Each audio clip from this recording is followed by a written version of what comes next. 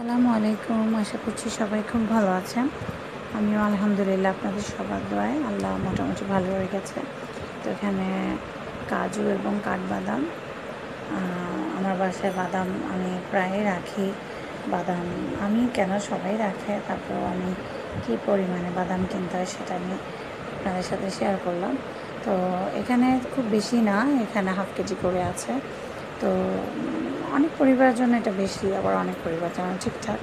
তো আসলে কাজু এবং কাঠবাদাম, এই দুইটা বাদাম আমার বাসায় প্রয়োজন হয়, মাঝে মধ্যে খাওয়া হয় এমনিতেই। আর হচ্ছে বাচ্চা যেহেতু আছে ওদের জন্য খাবার ইউজ করি।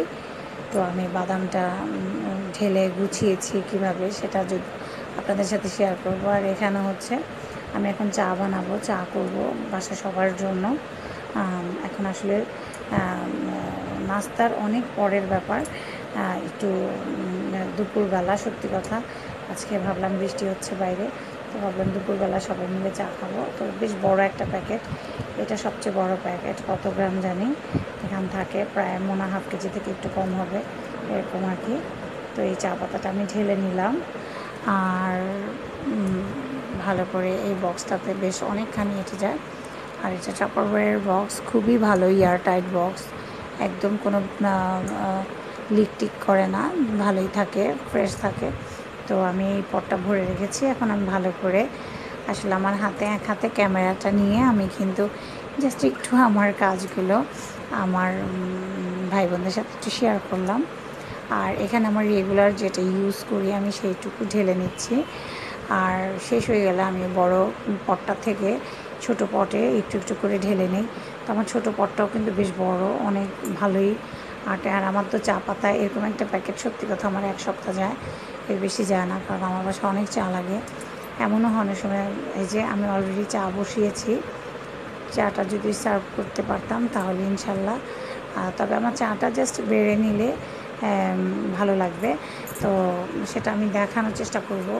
আমি একদিকে যে চুলায় রান্না করছি, আর আজকে যেহেতু একটু বৃষ্টি হয়েছে, জানি না এরকম সিজনে অনেকে হয়তো বা হাঁস খেলে আমরা সব সিজনই খেতে পারি। একটু বড় সাইজের হাঁস যদি কিনা যায়, সময় বুঝে যদি রান্না করা যায়, যেহেতু আজকে বৃষ্টি হচ্ছে, তবে টাটকা হাঁস আমি এই জন্য একটু হাঁসের মাংস ভুনা করে নেব, তো এই জন্য। আর এরকম আমার এই কড়াইটাতে রান্না করতে ভালো লাগে, পুরনো কড়াই, আমার পুরনো হাঁড়িতে রান্না করতে সত্যি ভালো লাগে। কারণ কি, আমার মনে হয় রান্না একটু টেস্ট হয়, কারণ রান্না করতে করতে ওই হাঁড়িটা কিন্তু অনেক শক্ত হয়ে যায়, এটা সত্যি কথা। তো চা বসিয়ে দিলাম, আর এখানে চিনিটাও ঢেলে নেই। বুঝতেই পারছেন আমি এক হাতে কিন্তু অনেক কাজ করছি, কাজ করতে হচ্ছে আমাকে, এই আর কি। তো ভাবলাম একটু শেয়ার করি। এখানে 1 কেজি চিনি আছে, আমার এই পটটাতে 1 কেজি চিনি পুরো ঢেলে যাবে, এটাও আমার। আর টাপারওয়্যারের বক্স আমার খুব প্রিয় বক্স, এগুলো আমার খুব নিজের হাতে, নিজে বলতে গেলে একদম মনে হচ্ছে আমার ঘরের জিনিস। তো টাপারওয়্যার আমার খুবই পছন্দের একটা প্রোডাক্ট, সত্যি কথা আমি ইউজ করি, আমার ভালো লাগে। এটা বাইরের একটা ব্র্যান্ড, অনেকেই হয়তো বা জানেন। তো খুব ভালো থাকে, যে একদম চিনি, চা পাতা সব কিছু ঝরঝরা থাকে।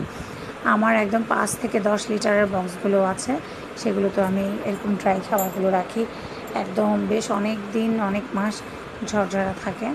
তো এই যে আমি 1 কেজি চিনি পুরো এখানে ঢেলে নিয়েছি, এটা পুরো 2 কেজি একদম এঁটে যায়। তো ঠিক আছে, আমি পটটা আটকে রাখছি, আর একটু চিনি প্রয়োজনে আমি দিয়ে দিব। আর যেহেতু হাঁসের মাংস রান্না করছি, এখানে আমার একটু এলাচি লাগছে, একদম টেবিল এলোমেলো হয়ে আছে। তো এক কাজ করি, বাদামটা এখানে এই টেবিলে, ছোটো টেবিলে রেখে বাদামটা ঢেলে দিই, কারণ বাদামে একটু পানি থাকলে সমস্যা হয়ে যাবে। আমি এই দুইটা পট খুব নিজের হাতে ধুয়ে ক্লিন করেছি।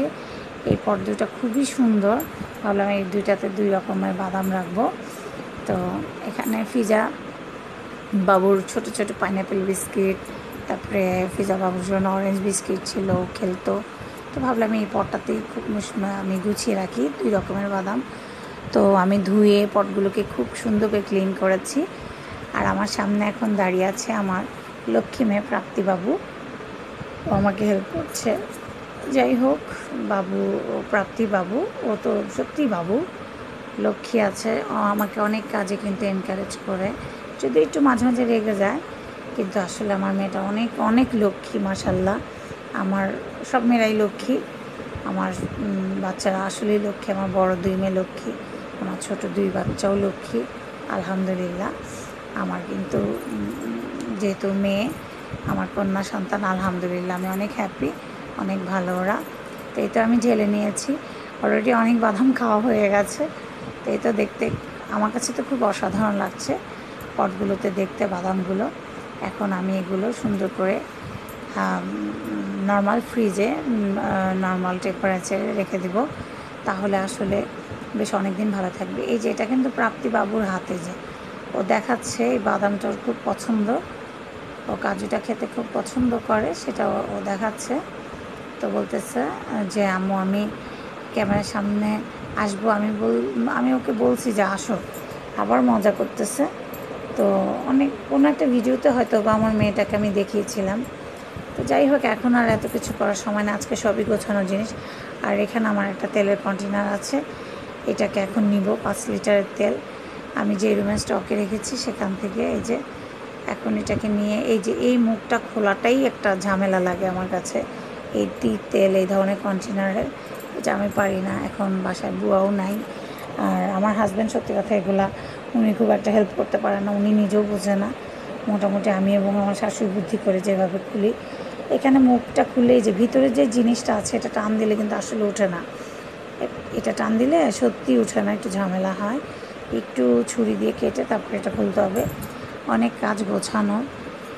এগুলো একটু গুছিয়ে প্রসেস করে নিলে রান্না করতে সুবিধা হবে, তাই আজকে সবই গোছাচ্ছি। এরকম আরও অনেক কিছু গুছিয়েছিলাম। তো অলরেডি আমি চাটা কিন্তু সার্ভ করে দিয়েছি, তারপরে ক্যামেরাটা আবার অন করেছি।